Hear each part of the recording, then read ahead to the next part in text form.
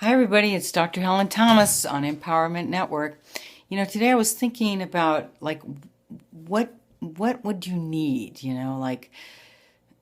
where was I at when I really needed to make that change in my life? And I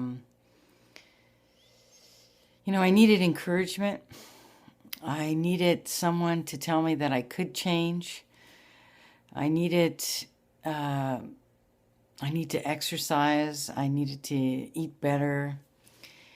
I needed to feel like I could take my life in my own hands, that I wasn't too old and I wasn't too dumb, and that the internet was really impossible, and that the cards were stacked against me because, I'd done one thing all my life and I was really, really good at it, and I am really, really good at it, and I really, really love it.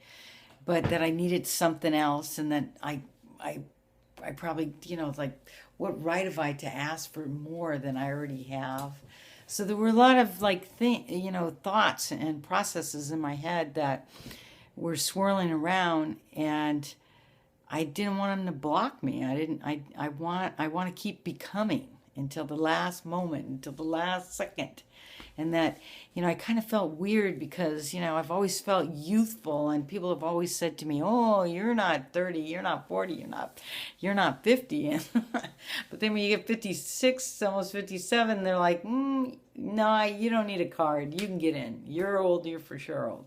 And so then I started kind of like feeling like, wow, ageism is like, if you're not youthful and this and that, your time has come and gone. Well, all of those are crazy thoughts, and they're not true at all. And, it's a dynamic, wonderful, incredible experience to just be alive.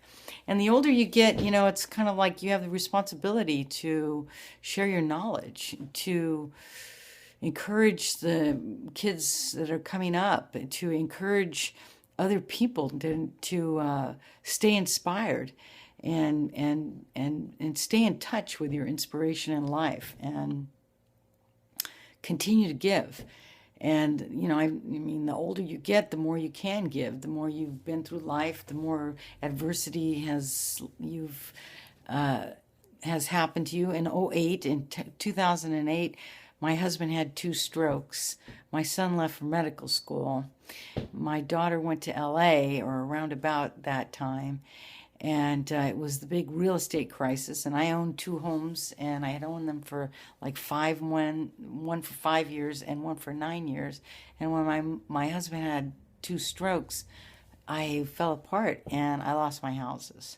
And it should have been that I had equity and I could have gotten refinanced, but unfortunately the way it was that the value of the houses went down, and so they wouldn't refinance me at that critical moment in my life. So, I really fell apart. And when things fall apart, it hurts.